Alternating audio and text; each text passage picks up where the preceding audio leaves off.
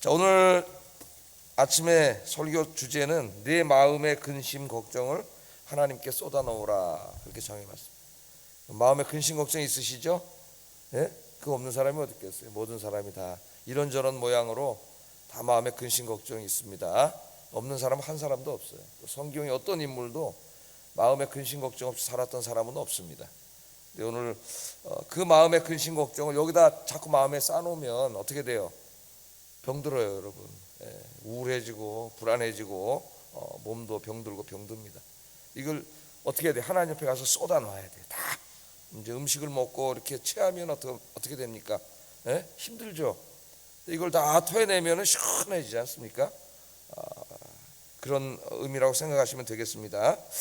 지난주에 이제 진짜 오랜만에 한강을 요새 계속 걷다가 진짜 오랜만에 저희 집사람 남산 둘레길을 한번 또 걸었어요.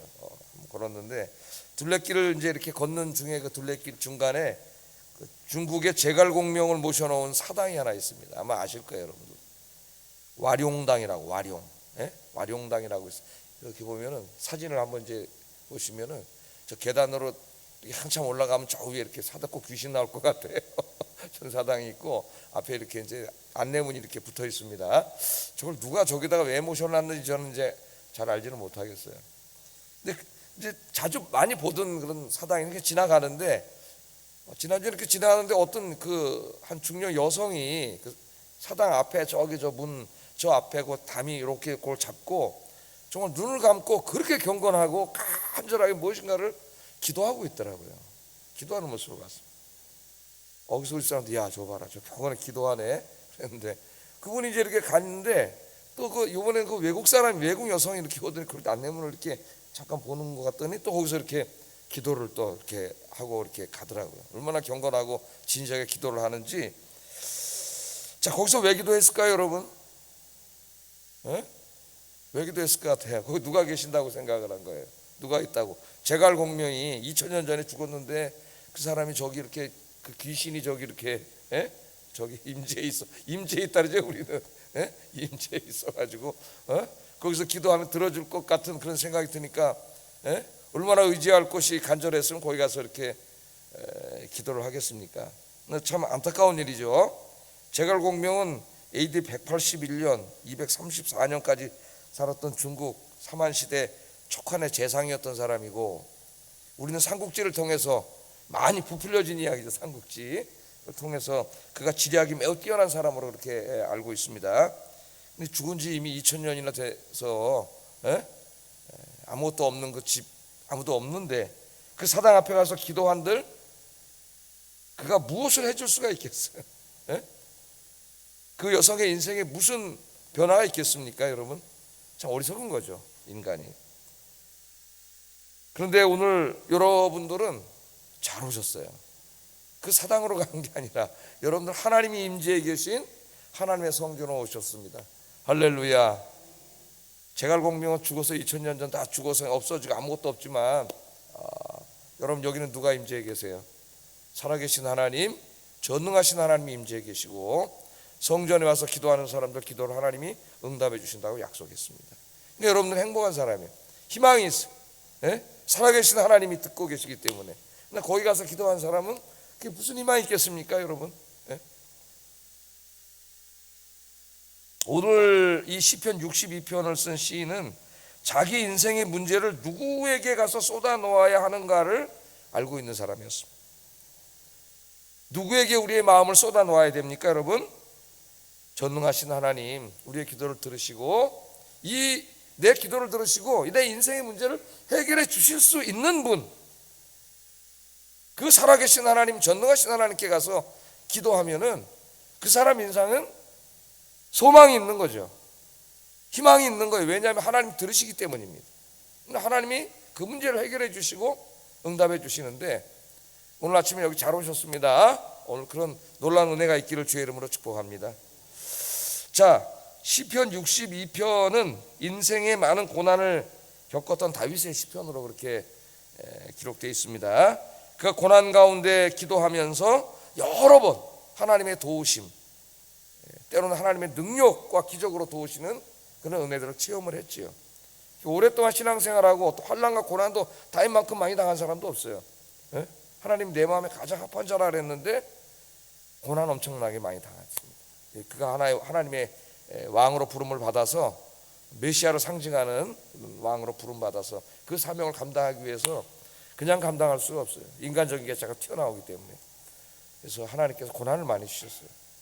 근데 그 고난 속에서 다윗이 늘 기도하면서 하나님을 만났죠. 고난 속에 기도하고 하나님이 그 문제를 해결해 주시고 이렇게 하면 뭐가 생겨요? 경험과 체험이 생기잖아요. 하나님을 체험하게 돼요. 체험한 믿음은 흔들리지 않아요. 예? 그래서 말씀이 제일 중요하고 그 말씀, 성경 말씀, 여기에 역사하신 하나님을 내가 정말 기도하면서 그 하나님이 내 인생 속에 역사하시는 걸 체험해야 돼요. 안 그러면 맨날 뭐 성경 이야기, 누구 남의 이야기, 누구의 간증 이야기 이런 식으로 신앙생활하면 안 되겠죠. 그 하나님 살아계신 하나님인데 오늘 여러분 체험하시기를 주의 이름으로 축복합니다. 다윗은 그런 하나님을 체험하면서 놀라운 신앙의 확신을 하나 갖게 됐습니다. 그게 이제 자기 신앙 고백이 되는 건데 제가 옛날에 제자훈련 할 때는 꼭 물어보죠. 당신에게 있어서 하나님은 어떤 분입니까? 동물로 한번 얘기해 보세요. 그럼 다 얘기를 해. 하나님은 어떤 분이다. 내 인생에 어떤 분이다. 다 이제 하나님은 뭐 무한하신 분이지만 자기 인생에 이제 그 무한하신 하나님의 일부를 체험하면서 하나님이 이런 분이구나 이렇게 느끼면서 사는 거죠. 사람들. 1절 2절 한번 읽어보겠습니다. 어떻게 고백하는지. 시작.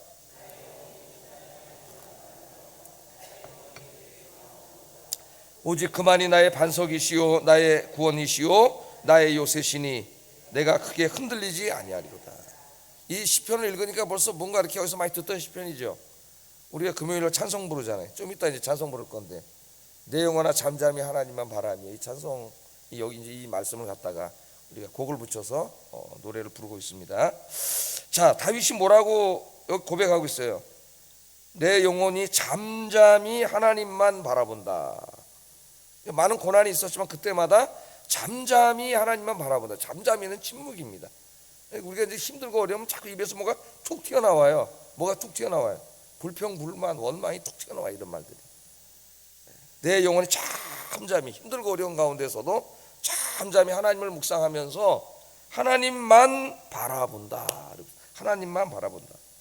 잠잠히 하나님만 바라본다는 이 의미는 세상의 모든 소리들의 귀를 닫고 인간의 모든 수단과 방법을 내려놓고 오직 하나님만 의지한다는 뜻이에요. 오직 하나님만 의지한다. 하나님은 그것을 바라십니다. 하나님과 라이벌신을 만들어 놓고 하나님도 의지해, 근데 돈도 의지해, 사람도 의지해, 세상도 의지해. 우리가 이렇게 살아가고 있어요. 그러나 하나님만 의지하는 게 중요해요. 하나님만 의지하는. 자, 다윗은 수많은 환난과 고통을 겪으면서 때로는 자신의 힘으로 해결할 수 없는 그런 지경에까지 빠지면서 그때 하나님만 바라보고 기도하면서 중요한 결론을 얻은 거예요. 체험을 한 거예요.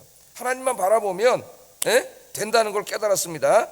여기 하나님만, 거기다 하면 줄 수 없어요. 하나님만, 이 고백이 중요한데요. 하나님과 만을 4번이나 함께 결합해서 사용하고 있습니다. 이 시편에서 1절에 잠잠히 하나님만 바라본다. 또 2절에 오직 그만이, 그 하나님이시죠. 하나님만이 나의 반석이시요 나의 구원이시다. 또 5절에 나의 영혼아 잠잠히 하나님만 바라라. 또 6절인가요? 오직 그만이, 오직 하나님만이 나의 반석이요 나의 구원이시다. 이렇게 지금 이 짧은 시편 안에 하나님과 만을 4번이나 결합해서 사용하고 있습니다. 이 우리말로 만이라고 번역했는데 히브리어 아크라는 말을 번역한 것인데 이는 배타적인 의미를 가진 불변사예요. 배타성을 갖는 거죠. 그러니까 다른 것을 의지하고 하나님도 의지하는 게 아닙니다. 다른 거 의지하는 걸 다 배타하고 오직 하나님만 의지하는 거죠. 왜 하나님만 의지합니까? 그 다음 고백이 뭐예요? 자기가 체험한 게 뭐예요? 하나님만 의지해야 하나님께서 나의 문제를 해결해 주시기 때문에. 그러니까 하나님은 나의 문제를 해결해 주시는 분이기 때문입니다. 하나님만이 나의 문제를 해결해 줄 수 있다. 그것을 많이 체험했어요. 많이 체험했습니다. 여러분 어떤 문제 직면에 있는지는 제가 다 알지 못하지만은 그 상황이 매우 복잡할 수도 있고 고통스러울 수도 있고 해결의 기미가 잘 보이지 않을 때가 있습니다. 어떻게 해야 될지도 모르겠을 때가 우리 인생에 많이 있는데 너무 복잡하게 생각하지 마시고요. 간단합니다. 오늘 뭐라 그랬어요? 다윗이 그럴 때 그런 게 자기 인생에 너무 많았는데 자기는 어떻게 했다고요? 하나님만 바라봤다. 하나님만 바라보니까 나의 구원이 어디서 나왔어요? 나의 구원이 하나님에게서 나왔다. 그렇게 얘기하잖아요. 그 수많은 어려움 속에서 하나님만 바라보고 하나님께만 기도드리고 하나님만 의지했더니 하나님이 하나님에게서 구원이 나왔다. 그렇게 고백을 하고 있습니다. 1절 하반절에 보면 나의 구원이 하나님에게서 나오는도다. 믿습니까 여러분? 이거 굉장히 중요한 신앙 고백이에요. 내 인생, 여기 구원은 뭐 내 영혼을 구원했다는 의미가 아니라 내 삶에 힘들고 어려운 모든 문제들이죠. 그 문제들의 구원이 어디서 나왔어요? 하나님이 다 해주셨다는 거예요. 하나님만이 해결해 줄 수 있어요. 그래서 중요한 게 뭐냐면 하나님만 의지하고 하나님만 바라보는 게 중요합니다. 이 1절 2절은 이렇게 여러 번 다윗이 체험하다가 이것이 다윗의 믿음이 되었고 확신이 되었고 신앙 고백이 되었어요. 신앙 고백. 자, 이처럼 다윗은 절대적으로 잠잠히 입 다물고 불평불만하지 않고 하나님만 바라봐. 하나님만 의지하고 기도해요. 그러면 하나님이 그 문제를 해결해 주셔요. 여러 번 이걸 인생에 체험하면서 이 확신을 가지고 살아가는 어느 날 또 인생의 환란이 찾아왔던 것 같습니다. 뭐 우리 인생의 환란이 한 번 오고 안 오는 게 아니잖아요. 네? 다양한 형태로 계속 오는데 다 하나님 필요하시니까 주는 거예요. 필요하시니까. 3절 4절 한번 읽어보겠습니다. 3절 4절 시작.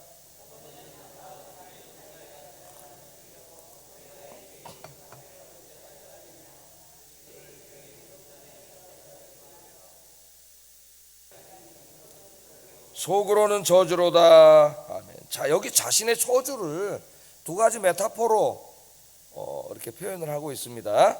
하나는 넘어지는 담, 이렇게 쓰러져 시골집 가면 다 쓰러져가지고 여러분 이 담이 이게 다 보로꼬는 일본 말인가요? 벽돌이 다 이렇게 무너져가는 그런 담 있잖아요. 예? 또 흔들리는 울타리 써놨는데 다 넘어져 흔들리게 생겼어요. 울타리. 그러니까 자기 인생을 거기다 비유한 거예요. 자, 다 쓰러져가지고 이렇게 넘어지는 담이나 그 막 흔들리다 좀 이따 쓰러질 것 같은 울타리 같다 이게 자기가 지금 처해 있는 상황이. 예? 그러니까 이거 뭘 얘기하는 거예요? 망하기 일보 직전이라는 거죠. 쓰러지기 일보 직전. 그냥 가만히 내버려 둬도 이제 쓰러질 수밖에 없는 그런 상태라는 것을 이렇게 참 기가 막히게 표현하고 있습니다. 넘어지는 담, 흔들리는 울타리다. 우리가 어떤 일인지는 정확히 말하지 않아서 모르겠지만은 이 상당히 절망적인 상황에 다윗이 있었다는 것을 우리가 알 수 있어요. 자, 근데 그 상황 속에서 자 이렇게 힘들고 이제 거의 그냥 내비로 둬도 쓰러질 수밖에 없는 그 정도로 힘들고 어려운 상황에 있는데 그 자기 주변에 있던 사람들이 어떻게 일제히 자기를 공격했다 그래요. 일제히 한두 사람이 아니고 다윗을 싫어하던 모든 사람들이 일어나서 다윗을 죽이려고 일제히 공격을 했습니다. 그런데 그 중에서 더욱 다윗을 힘들게 한 것은 다윗과 친하게 지내던 사람들이 있어요. 거기에 그들도 알고 보니까 뒤에 가서는 딴짓하고 있는 거죠. 다윗 앞에서는 다윗 편인 것처럼 행동했지만 뒤에 가서는 다윗을 죽이는 일에 동참을 했어요. 그래서 4절에 이렇게 말합니다. 4절 한번 읽어보겠습니다. 시작.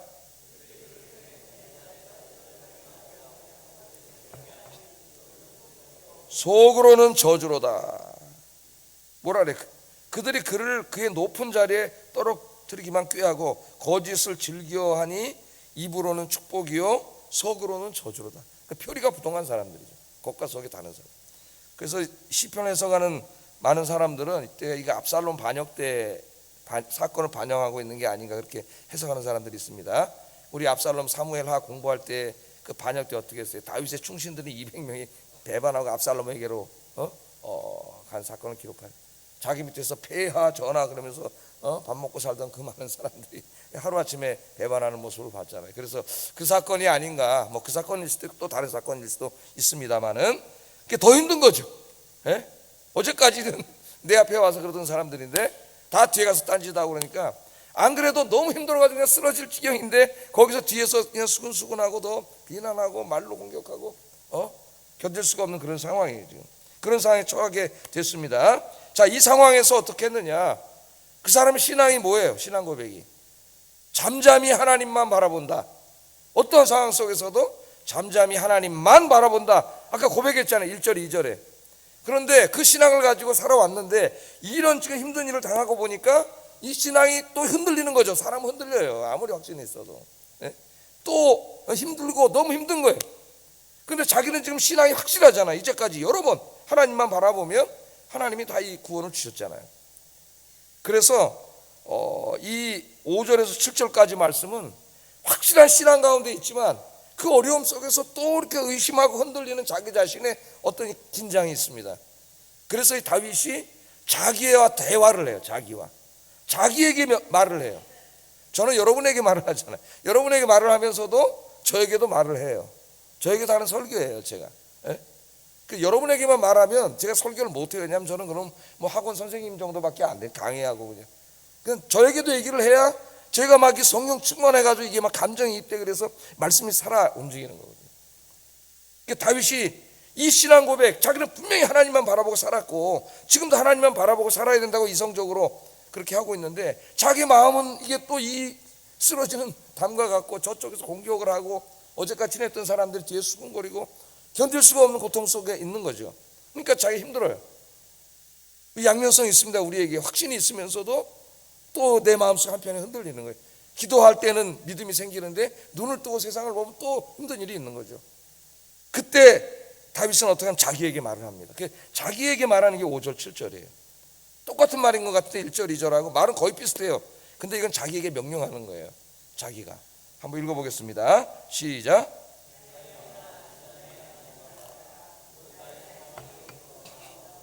오직 그만이 나의 반석이시요 나의 구원이시요 나의 요새시니 내가 흔들리지 아니하리로다. 나의 구원과 영광이 하나님께 있으며 내 힘과 반석과 피난처도 하나님께 있도다. 아멘. 여기 누구에게 얘기합니까? 내 영혼아, 자기에게 내 영혼아 잠잠히 하나님만 바라라. 그러니까 1절 2절을 단순히 반복하는 게 아니에요. 1절 2절은 이제까지 체험한 하나님에 대한 자신의 신앙 고백입니다. 믿음의 고백이에요.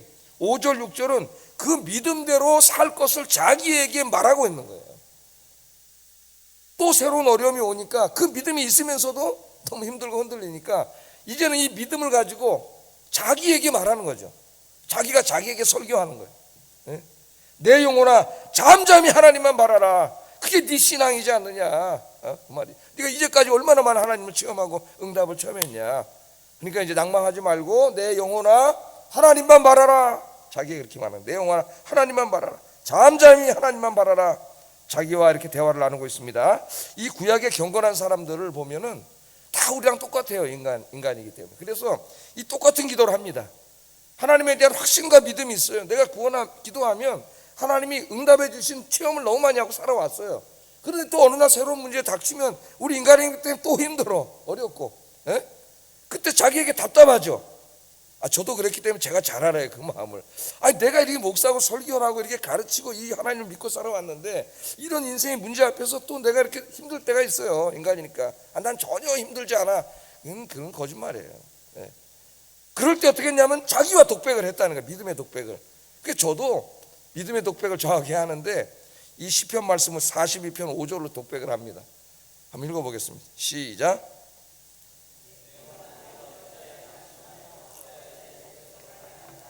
너는 하나님께 소망을 두라. 그가 나타나 도우심으로 말미암아 내가 여전히 찬송하리로다. 아멘. 힘들고 어려울 때 기도할 때 장례도 바닷가를 걸으면서 밤중에 모래사장에 나가서 기도할 때 갑자기 하나님이 이 말씀을 빡 떠오르게 하는 거예요. 그러니까 여러분 성경 암송하는 게 굉장히 중요해요. 암송. 이 말씀이 입에서 막 나오는 거예요. 내 영혼아 네가 어찌하여 낭망하며 어찌하여 불안해하는 거. 너네 하나님을 바라라. 그러면 그의 도우심으로 인하여 네가 오히려 찬송할 날이 있을 것이다. 내 영혼아 네가 어찌하여 낭망하며 불안해하느냐. 하나님 계속 말씀하시는.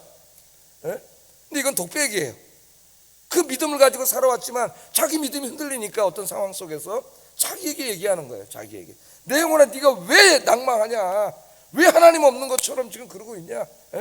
하나님이 살아계신데 이제까지 하나님이 다 해결해 주시고 응답해 주셨는데 하나님을 바라봐야지. 기도해야지. 우리의 소망이 하나님께 있는데 그럼 하나님이 도와주신 그 은혜를 체험해서 하나님을 찬송하게 될 거 아니냐. 그렇게 고백을 했어요. 그래서 믿음의 사람들이 이렇게 믿음을 가지고 살다가 어려움 속에서 흔들릴 때 그 믿음의 고백 내용을 자기에게 이야기합니다. 왜 하나님 없는 것처럼 내가 이렇게 고민을 하지? 왜 두려워하지? 하나님 살아계신데? 그러면 믿음이 생깁니다. 더 믿음이 강해지고 기도할 힘이 생기고 기도의 자리로 나가게 돼요. 이 믿음의 고백, 이 믿음이 있는 여러분 되시기를 주의 이름으로 축복합니다. 자, 상담 심리학자인 데이빗 칼슨이라고 하는 사람이 있습니다. 이 사람 말하기를 사람들이 행복하게 살기 위해서는 자기 자신에 대한 긍정적인 자기 이미지를 가지고 있어야 된다 그래요. 여러분 자기에 대해서 어떻게 생각하세요? 자기가 바라본 자기 만족하십니까? 긍정적인 이미지를 가지고 있어야 행복하다 그럽니다. 저는 맞는 말이라고 생각해요. 자기 자신에 대해서 부정적인 이미지를 가지고 있는 사람은 결코 행복할 수가 없습니다.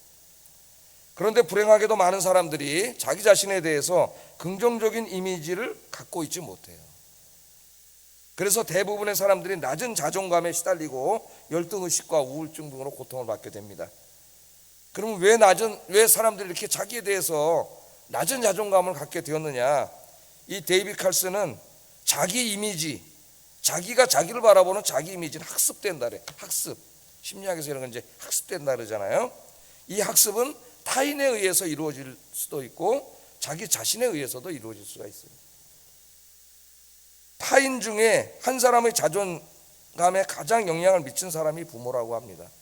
왜 부모 어렸을 때부터 엄마 아빠랑 계속 같이 가정에서 이렇게 자라게 되는데 그 부모가 가장 영향을 미치는 거예요. 어렸을 때부터 아이에게 부정적인 자아상을 심어주면 그 아이가 자라면서 낮은 자존감을 갖게 되고 자신은 아무 쓸데없는 사람이라는 생각을 어렸을 때 계속 학습당하는 거예요. 누가 해줘요? 엄마 아버지가 이렇게 하고 있는 거예요. 욕하고 꾸중하고 하면서 계속 뇌에다가 여러분 뇌에 박히기 시작하면 지워지지 않아요. 계속 학습을 해주는 거예요. 이런 경우에는 그 아이의 낮은 자존감은 부모가 학습시켜 준 겁니다. 이 학교 가면 선생님이 또 우리 이제 선생님 문제가 심각해서 교실이 무너지고 그래서 저는 교권이 회복되고 선생님들의 권위가 회복되고 그래야 된다는 생각을 갖고 있지만은 또 요즘에 선생님들이 잘못한 것도 사실 굉장히 많아요. 제가 어렸을 때 보면은 선생님들의 그 말 한마디 한마디 잘못된 말이 사랑을 받고 자라야 되는 아이들에게 깊은 상처를 줄 수도 있습니다. 계속 학습시켜 준 거죠. 쓸모없는 사람이라고. 그래서 우리 은우가 중학교 다닐 때 이제 그 친구들 중에 이렇게 좀 노는 아이들이 있잖아요. 그런 아이들 보면은 그런다 그래요. 선생님이 우리를 벌레같이 본다 그런데 걔들이 인식이. 그러니까 이제 다시 곁길로 나가는 거예요. 사실은 우리에게도 관심을 가져달라는 그런 얘기인데, 근데 요새는 이렇게 너무 심각하게 나가고 이제 너무 심각한 상태로까지 나갔죠. 자, 그러나 이제 낮은 자존감은 또 자기 자신에 의해서도 학습될 수 있어요. 이중으로 옵니다. 자기 자신이 그렇게 자꾸 낮은 자존감을 갖고 살게 되면은 이제 자기 스스로에게 그렇게 대화를 해요. 자기 자신에. 그래서 자기 자신과 부정적인 대화를 계속해요, 속으로. 이런 대화를 나눈다 그래요. 나는 아무 가치가 없는 사람이야. 나는 잘할 수 있는 일이 아무것도 없어. 나는 돈도 없어. 배우지도 못했어. 날 좋아하는 사람은 아무도 없어. 나는 외모도 이쁘지도 않고 잘생기지도 않았어. 이렇게 또 자기 자신이 계속 자기에게 얘기를 하는 거예요. 그럼 자기가 계속 자기를 학습시키는 거예요. 학습시켜요. 자기 자신과 날마다 이런 부정적인 대화를 나누게 되면 낮은 자존감을 갖게 될 뿐만 아니라 많은 능력과 재능 하나님 다 주셨거든요. 누구에게나. 근데 지나치게 좀 자기에게 약하다고 보이는 그걸 남과 자꾸 비교해가지고 난 이런 게 없어. 자꾸 이렇게 자기에게 학습시킴으로 낮은 자존감을 갖게 되면은 하나님이 주신 엄청나게 많은 재능과 다른 탤런트들이 있는데 그것들을 하나도 쓰지 못하고 여기에 눌려서 다 사장시켜버립니다. 그래서 오늘 이 정신과의 젊은 20대 아이들이 엄청나게 많이 와서 그 우울증이나 불안증 약을 먹고 있어요. 우리가 다 몰라서 그렇지 상당히 많이 먹고 있고 우리 오늘 회사 사람들 물어보니까 50% 정도가 정신병원에 가서 약을 먹은 경험이 있다고 얘기해서 저도 깜짝 놀랐습니다. 그 좋은 직장에 들어와서 그렇게 경제적으로 어느 정도 사는 그 사람들이 50%가 정신과에 가서 약을 먹은 경험. 이 얘기는 하지 않기 때문에 모르는 거죠. 우리가 서로 어려운 거예요. 여러분 유명한 비유가 코끼리 비유잖아요. 코끼리 어렸을 때 이제 서커스 안에서 새끼 코끼리 잡아놔 많은 쇠사슬로 이렇게 발목만 묶어 놓으면은 맨 처음에 답답하니까 이제 나가려고 코끼리가 발로 탁탁 치는데 새끼는 힘이 없어서 못 나가 거기에. 근데 나중에 이제 큰 코끼리가 됐잖아요. 근데도 똑같은 줄로 못 걸었는데 섞어서. 근데 코끼리가 못 도망가요. 왜냐하면은 계속 어렸을 때 이걸 몇 번 하려다가 이게 안 되잖아. 그러니까 이 부정적인 게 학습된 거예요. 이 쇠사슬로부터 나는 벗어날 수 없다. 이렇게 학습이 됐기 때문에 이제 큰 코끼리가 됐을 때는 뻥 치면 그냥 끊어져요 이게. 근데 절대 안 나간답니다. 그러니까 계속 부정적인 자기 대화를 해가지고 결국 성인이 돼서 그렇게 된 거예요. 그래서 이 상담 심리학자들은 높은 자존감을 회복하기 위해서는 자기와의 긍정적인 대화를 나누라는 걸 추천합니다. 뭐 성경 말씀은 아니에요. 일리가 있는 말씀이라고 생각합니다. 긍정적인 대화를 나누라고 이야기합니다. 아침에 눈을 뜨면서 자기와 긍정적인 대화를 나누기 시작하면 낮은 자존감에서 해방되어 행복한 삶을 살 수 있다고 조언하고 있어요.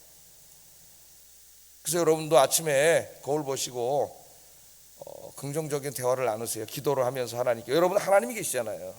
하나님이 정말 신묘막측하게 하나님 만드신 걸작품입니다. 믿습니까? 여러분 한 분 한 분은 하나님이 걸작품이에요. 우리가 또 잘못해가지고 망가졌는데 스스로가 또 외아들 예수님 보내주셔가지고 다 하나님 고쳐주셔가지고 걸작품으로 만들어놨어요. 그러니까 아침에 출근하시기 전에 일하시기 전에 거울 보면서 자기에게 있는 장점 3가지만 말하래요. 장점 3가지. 성경 말씀은 아니에요. 심리학자들이 하는 말이에요. 장점이 3가지 없는 사람은 아무도 없습니다. 나는 장점이 없다. 그런 사람은 하나님을 거짓말장애로 만드는 거예요. 하나님 모든 사람의 달란트를 주시기 때문에. 하나님 모든 사람의 장점 주셨어요. 그래서 이제 아침에 일어나서 의도적으로 한번 그냥 심리적으로 그러라는 게 아니라 하나님과 함께 긍정적인 대화를 나눠보세요. 나는 하나님의 아들이다. 나는 하나님의 딸이다. 하나님이 우리 아빠다. 와, 하나님이 아빠신데 여러분. 그 이상 뭐가 있겠어요? 난 하나님의 딸이다, 아들이다, 하나님의 아빠다. 오늘 힘내자. 아자 주여 오늘 하루 도와주시옵소서. 그리고 하루 시작하기를 주의 이름으로 축복합니다. 또 거울 보면서 난 참 괜찮은 사람이다. 난 참 매력적인 사람이다. 난 앞으로 하나님의 복을 받을 사람이다. 그래서 저도 아침에 거울을 딱 보면서 긍정적인 대화를 나눕니다. 거울을 딱 보면은 왜 영화 배우가 한 명 딱 나타나 앞에. 아, 감사합니다. 뭐 제가 영화 배우 같이 생겼겠습니까? 하나님이 이렇게 신묘막측하게 만들어 주셨는데 없는 거 이상하게 사탄은 자꾸 없는 거 남하고 비교해서 좀 부족한 거 그런 거 계속 집중하게 만들어요. 완전한 사람은 없어요, 여러분. 그 옛날 중세 때도 보면 여성들 그 사진들 있잖아요, 초상화. 무슨 부인 뭐 무슨 왕비 얼마나 이쁘잖아요. 부족한 게 없어요. 완벽해요. 그런 얼굴은 없어요, 세상에. 어떻게 한 거예요? 화가들이 뽀샵 해준 거예요. 화가들이 그림 성형을 해준 거예요. 지금 이제 컴퓨터가 뽀샵을 해가지고 강대뼈도 깎고 막 다 해서 이쁘게 사진 내주면 그 당시엔 그런 기술이 없으니까 화가들이 초상화 그릴 때 좀 아쉬운 점, 저분이 이쁜데 요 광대뼈가 좀 나왔네 그러면은 광대를 그림으로 지워주는 거예요. 그래서 그 완전한 그림이 된 거지 그 그림이 진짜 얼굴이야. 그러니까 모든 인간은 완전한 사람은 없어요. 다 조금씩 부족함이 있어. 부족함이 있어야 하나님을 의지하고 산다니까. 사도 바울도 깨달았잖아요. 자기 병이 이거 하나님 의지하는 은혜의 통로구나. 그걸 깨닫지 못할 때는 그냥 맨날 가서 고쳐달라고만 그랬지만은 나중에 깨달았잖아요. 내 은혜가 네게 족하다. 우린 다 부족한데 그것만 바라보게 하는 게 사탄이에요. 하나님 주신 게 너무 많습니다. 아침에 기도하며 긍정적인 대화를 나누고 부정적인 생각이 들 때 오늘 다윗처럼 내 영혼아 잠잠히 하나님을 바라라. 고라자손처럼 내 영혼아 어찌하여 네가 낭망하며 근심하는가. 하나님을 바라보라. 하나님에게서 구원이 나오느니라. 할렐루야. 이러고 아침에 기도하고 기도를 하세요. 그렇게 시작하면은 하루가 행복한 하루가 될 줄로 믿습니다. 5절에 다시 한번 반복하고 있어요. 나의 소망이 하나님께로부터 나온다. 5절 한번 읽어보겠습니다. 시작.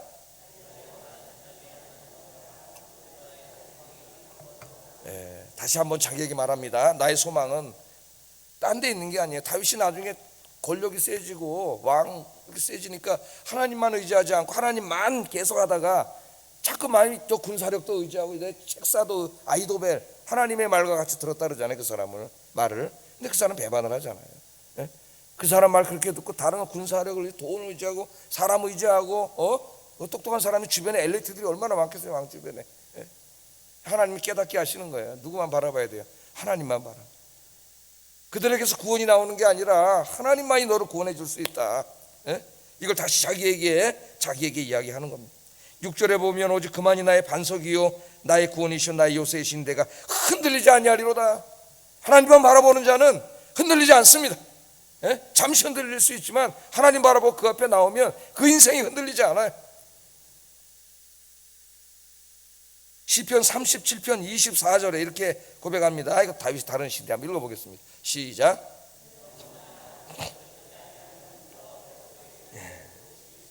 우리 그리스도인들도 기도하다 믿음의 사람도 잠깐 실망할 수 있고 그럴 수 있지만은 아주 넘어 엎드러지지는 않는다 그래요. 왜요? 여호와께서 그 손으로 붙잡아 주시기 때문에 하나님만 바라보는 자는 하나님이 붙잡아 주세요. 하나님. 이 시간 하나님만 바라보고 기도하세요. 아침 기도, 내가 그랬잖아요. 하루를 시작하기 전에 기도로 시작해라. 그 하루를 기도로 시작한다는 것은 자기하고 긍정적인 대화를 나누는 거예요. 왜? 나는 혼자가 아니잖아요. 세상 사람들은 그냥 자기하고 그냥 이렇게 심리적으로 대화를 나누는 것 뿐이지만은 우리는 살아계신 하나님 앞에서 기도하고 시작하는 거예요. 예?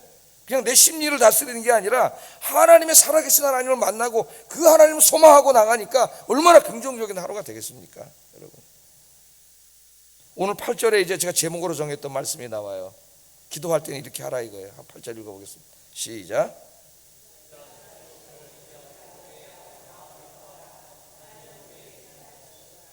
예, 백성들아 시시로 그를 의지하고 가끔씩 한번 간헐적으로 의지하고 그렇게 하지 말고 어떡하라 그래요? 시시로 하나님을 의지하고 그 마음 앞에 그 하나님 앞에 가서 마음을 다 토해내. 이 마음의 근심 걱정 불안 이걸 다 토해내. 하나님 앞에 가서 기도로. 이 공동번역이 제가 공동번역에서 제목을 정했어요. 공동번역 이렇게 번역하고 있습니다. 더 실감나게 한번 읽어보겠습니다. 시작.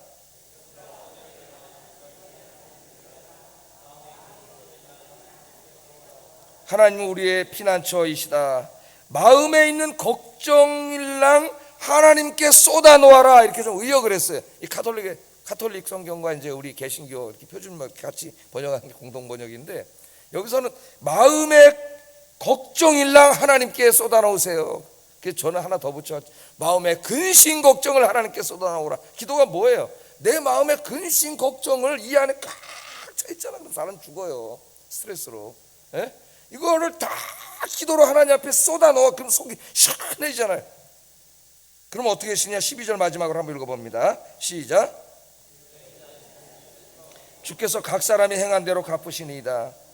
주의 인자하심이 주께 속해 있으니 주께서 각 사람이 행한 대로 뭘 행한 거예요? 앞에 주님만 의지하고 주님께 나가서 그 마음의 근심 걱정을 혼자 막 이러지 않고 다 쏟아놓고 기도한 거예요. 얼마나 시원하겠어요, 여러분? 예? 그러면 하나님이 그렇게 기도한 대로 갚아준다. 아멘입니까? 이 말씀이 이제 다윗의 신앙 고백만이 아니라 여러분의 신앙 고백이 되기를 주의 이름으로 축복합니다. 찬송 하나 부르고 기도하겠습니다. 이 찬송입니다. 나의 영혼이 잠잠히 하나님만 바라며.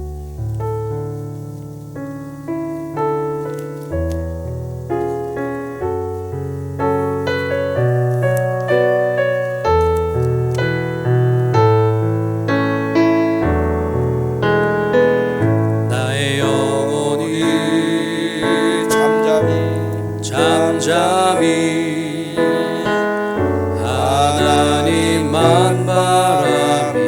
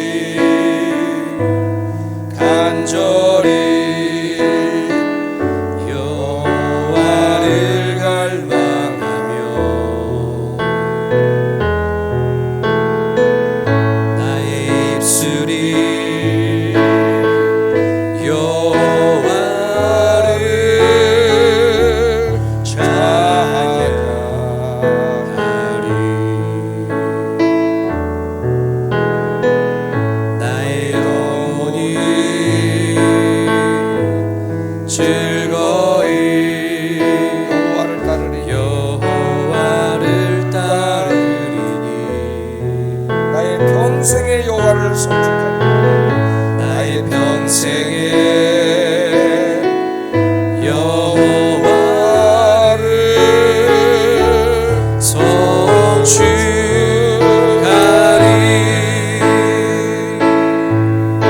오직 주만이 나의 반석 나의 구원이시니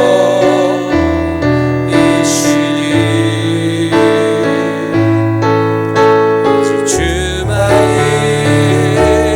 나의 산성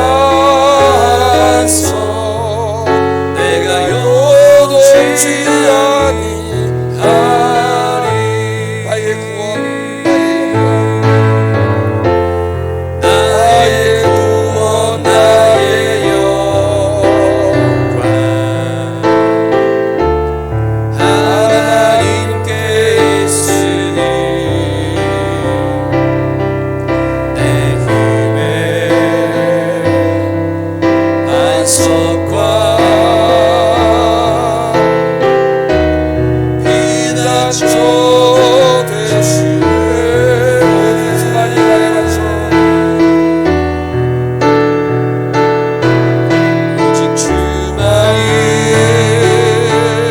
나의 반석 나의 구원이시니